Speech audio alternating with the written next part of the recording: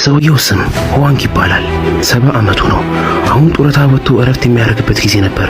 ግን የፖሊስ ምርመራ ቢሮ ለአንድ ከባድ ወንጀል የሱን እገዛ እንደሚፈልጉ ነገሩት። ምክንያቱም ተጠርጣሪው እጅግ አደገኛና ጥበበኛ ነው። ማያውቀው ነገር የለም። እሱ ማይችለው ነገር የለም። ሰውየው ከፍተኛ የሆነ የኮምፒውተር እውቀት፣ ድንቅ የሆነ የማስመሰል ችሎታ፣ ሜካፕ የመስራት፣ አደገኛ የሆነ የድብድብ ብቃት፣ በቃ ሰውየው በሁሉም ነገር የሚደርስበት የለም። የፖሊስ ቢሮ እሱን ለመያዝ ባደረጉት ሁሉም ሙከራዎች አንድም አልተሳካላቸውም። ሁዋንግ ባለው የብዙ ዓመት ልምድ በመጠቀም ተጠርጣሪው አብዛኛው ጊዜ ሊገኝባቸው የሚችልበትን ቦታ ማወቅ ቻለ።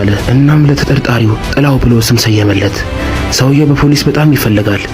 ከዚህ በፊትም በጦር ውስጥ የልዩ ኃይል አባል ነበር። እሱ እቅድ በማውጣት ብዙ ባንክ ቤቶችን ዘርፏል። 3 የሚሆኑ የፖሊስ ምርመራ ድርጅቶችን አንድም ዱካ ሳይተው ጥቃት አድርሶ ተሰውሯል። አሁን ዋና የፖሊስ ኃላፊው ሁዋንግን የጡረታ ጊዜውን በመተው የወንጀል ምርመራውን እንዲመራ ይጠይቀዋል። ግን ሁዋንግ አሁን እየኖረ ያለውን ሰላማዊ ሕይወት መረበሽ አልፈለገም። ስለዚህም ሁዋንግ ሁሉንም የምርመራ እቅድ ለፖሊስ አባላቱ ካስተካከለላቸው በኋላ ለመሄድ ተዘጋጀ። ግን ልክ በመውጣት ላይ ያለ አንዲት ሴት ፖሊስ ትኩረቱን ሳበችው። ልጅቷ የድሮ ጓደኛው ልጅ ነበረች። ልጅቷ በፖሊስ አባል ውስጥ ደስተኛ እንዳልሆነች ፊቷ ያስታውቃል። የቡድን ጓደኞቿ እሷን ትንሽዬና አቅም እንደሌላት አድርገው ያስባሉ። ሁዋንግ ለጓደኛው ከመሞቱ በፊት ልጁን እንደሚንከባከብለት ቃል ገብቶለት ነበር። ስለዚህም የእሷን በራስ መተማመንና የስነ ልቦና ጥንካሬ ለመመለስ የምርመራ ቡድኑን ለመቀላቀል ይወስናል። የምርመራ ቡድኑንም ማሰልጠን ይጀምራል። የጓደኛውንም ልጅም ከአጠገቡ ሆና እንድትሰራ ያደርጋታል። የተባለውንም አደገኛ ወንጀለኛ ለመያዝ ምርመራውን አብረው ጀመሩ። ከብዙ ቀናት ድካምና ጥረት በኋላ የጥላውን ሰውዬ ዱካ ማግኘት ቻሉ።